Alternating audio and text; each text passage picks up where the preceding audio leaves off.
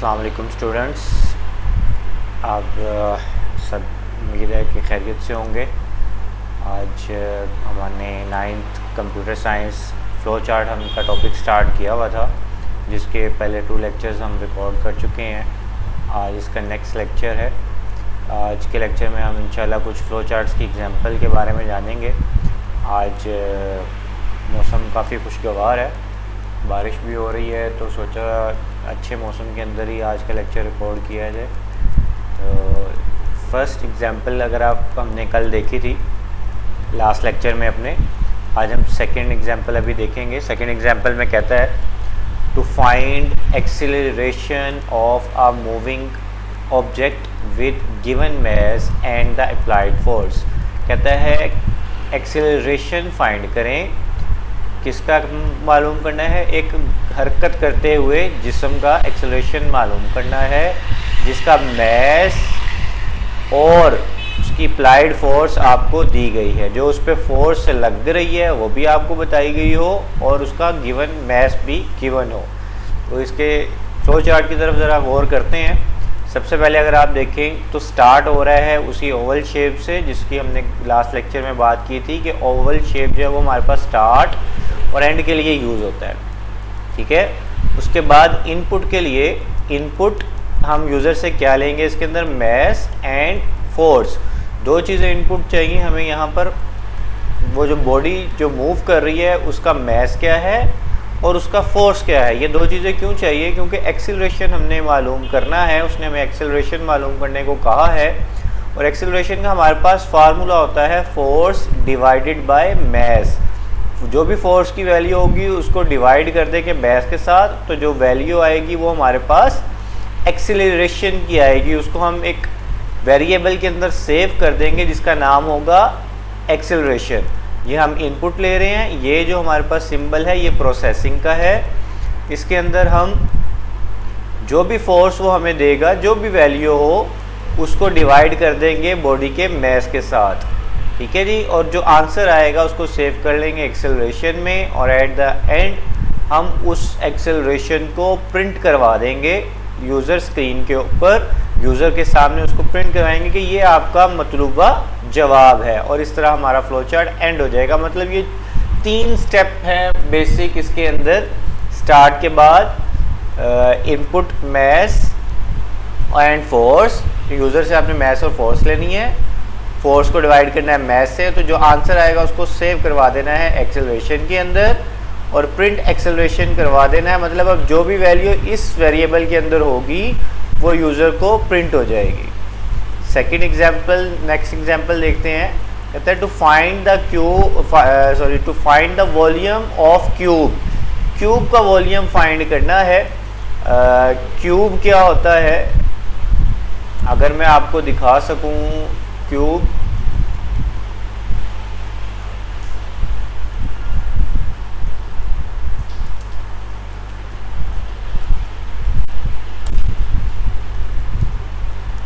ये हमारे पास एक क्यूब शेप है। ये हमारे पास एक क्यूब है। ठीक है, इसकी लंबाई होती है, इसकी लंबाई है, चौड़ाई है और इसकी ऊंचाई है।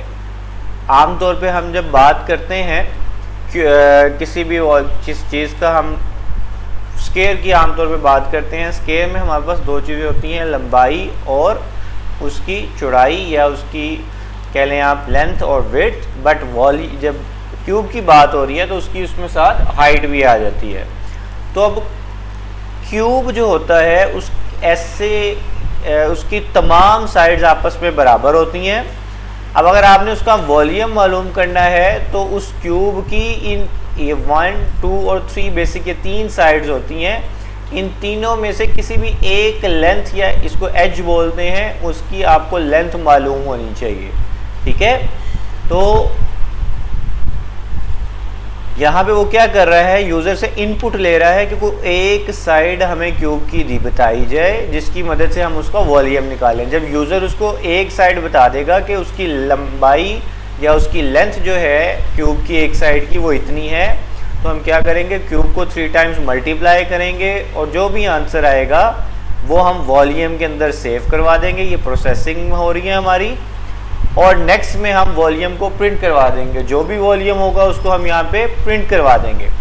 फॉर एग्जांपल अगर वो हमें कहता है कि एक यहाँ पे इनपुट देता है कि 3 सेंटीमीटर जो है वो क्यूब की एच है, तो आप 3 मल्टीप्लाई बाय 3 करेंगे तो 27 सेंटीमीटर क्यूब आपका आंसर आ जाएगा, और वो आंसर आप स्क्रीन के ऊपर प्रिंट करवा देंगे। ठीक है जी। नेक्स्ट एग्जांपल जो उसने दी है वो कहता है to find plain the interest on an amount. तो एक अमाउंट प्लेन इंटरेस्ट हमने मालूम करना है,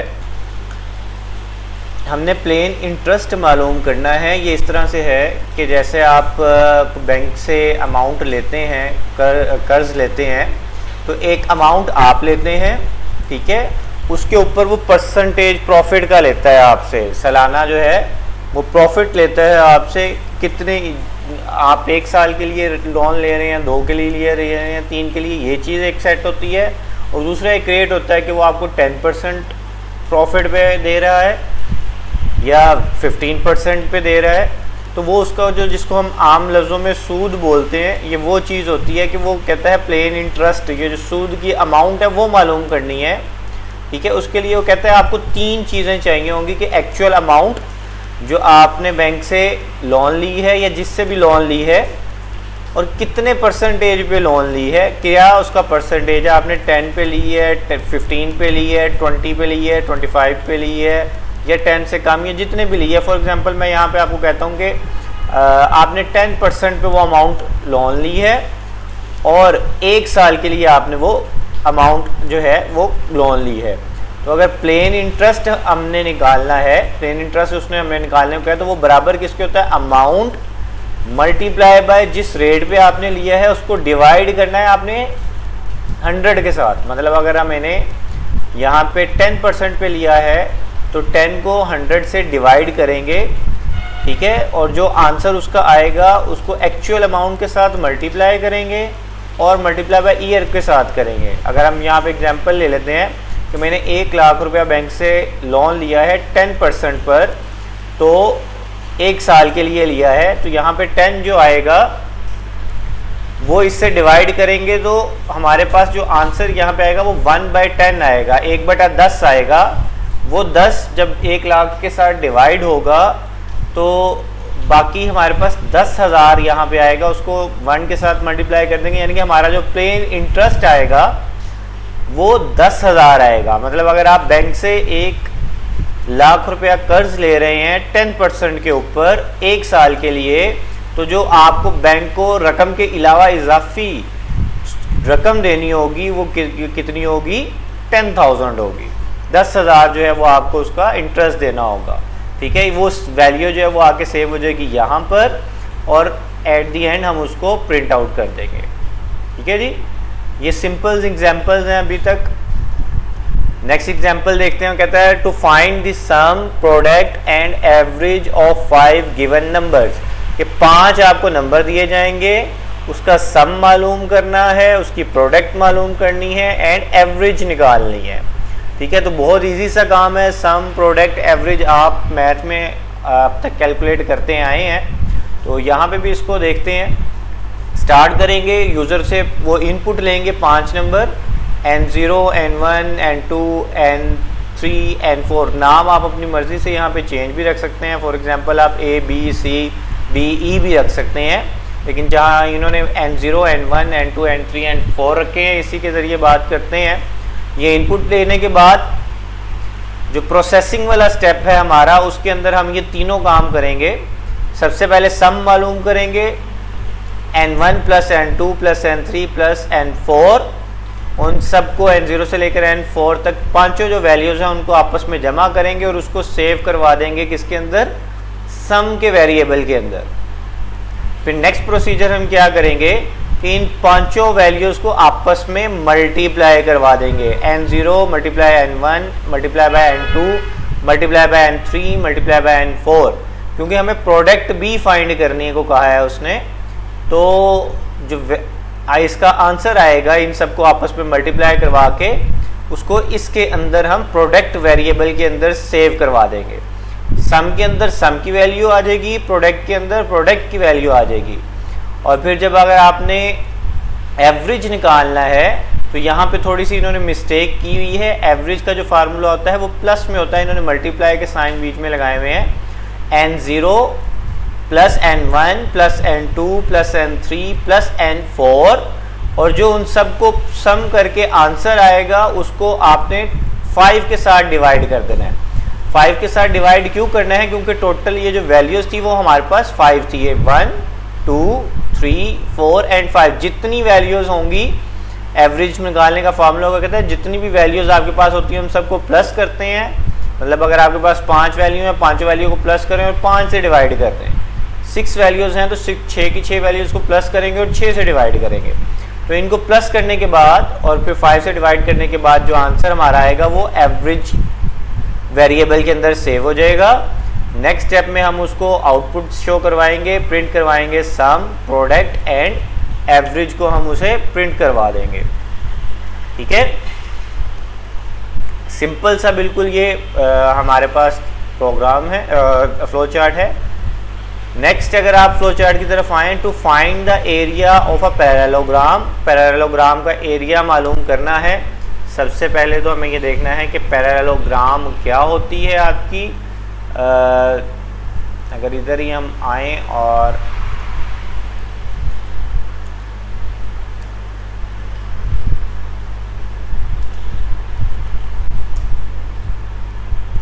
ये हमारी जो है ये पैरेललोग्राम है। ठीक है, इसका एरिया मालूम करने का इन्होंने हमें फार्मूला दिया है कि आपको इसकी बेस और इसकी हाइट चाहिए। अगर आप देखें तो ये बेस और हाइट आपको स्ट्रेट ये हाइट चाहिए। ठीक है, तो हम इसका एरिया मालूम कर सकते हैं। हमें यूज़र से क्या दो चीज़ें चाहिए, उसकी बेस और उसकी हाइट। आपके पास बेस और हाइट जब आपको यूज़र दे देगा तो उन दोनों को आपने मल्टीप्लाई करवाना है और उस जो आंसर आएगा उसको एरिया में, एरिया के वेरिएबल में सेव करवा देना है। और एट दी एंड आप प्रिंट करवा देंगे एरिया को। एरिया आप क्या करेंगे, प्रिंट कर देंगे और आपका ये फ्लो चार्ट जो है वो एंड हो जाएगा। बहुत सिंपल सा फ्लो चार्ट है ये।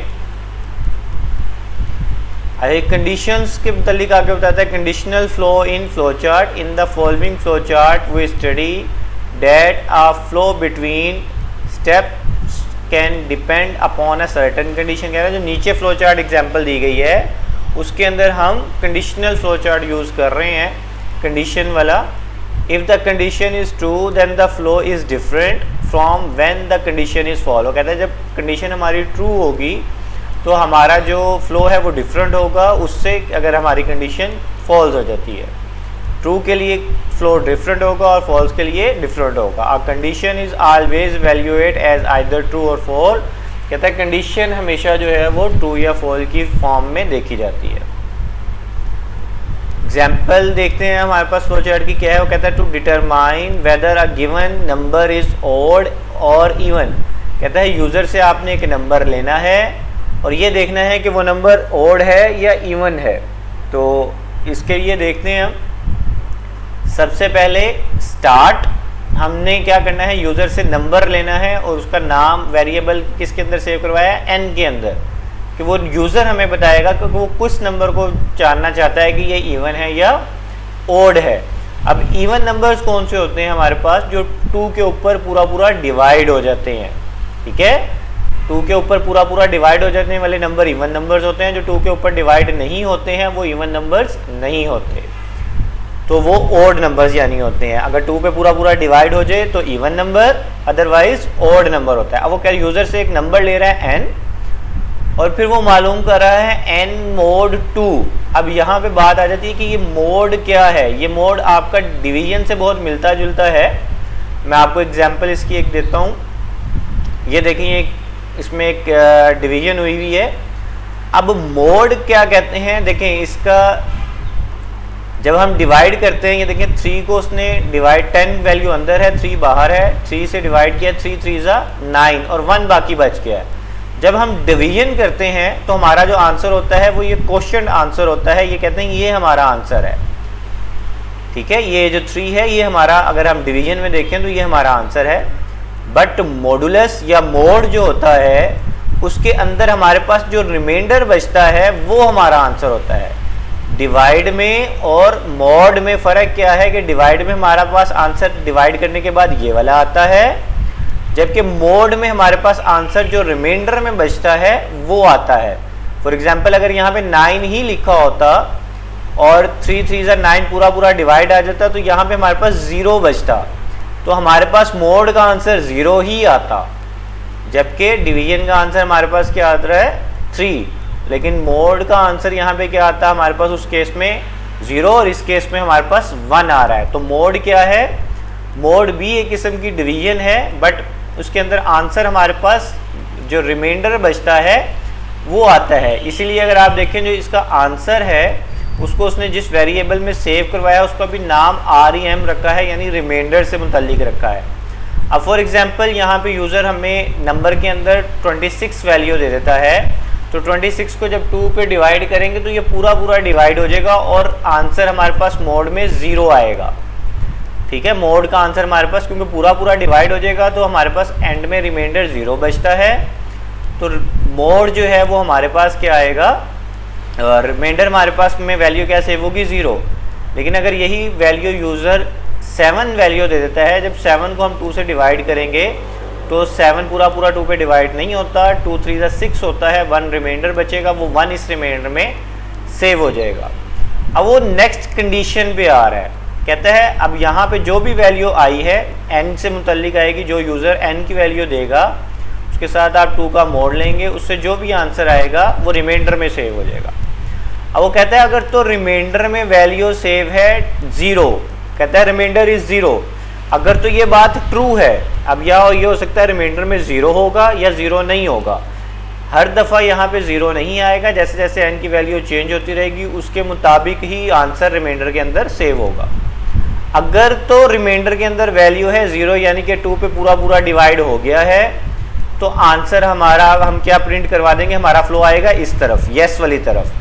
प्रिंट हम क्या करवा देंगे, प्रिंट n इज इवन, यानी कि जो नंबर n यूजर ने दिया था वो इवन था।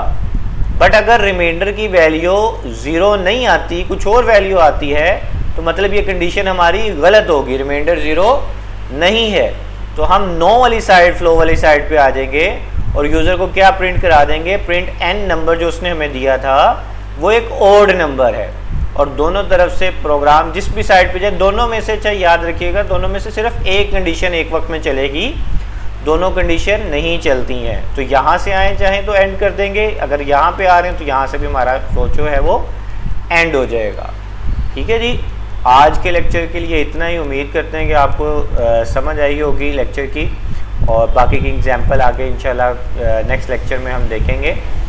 और अगर कोई आपका सवाल हो तो कमेंट सेक्शन में आप सवाल पूछ सकते हैं। उसके अलावा अपने ग्रुप को, इस चैनल को लाइक करें, सब्सक्राइब करें, अपने फ्रेंड्स के साथ शेयर करें। आज के लिए इतना ही मेरी तरफ से आपको अल्लाह हाफिज़, शुक्रिया।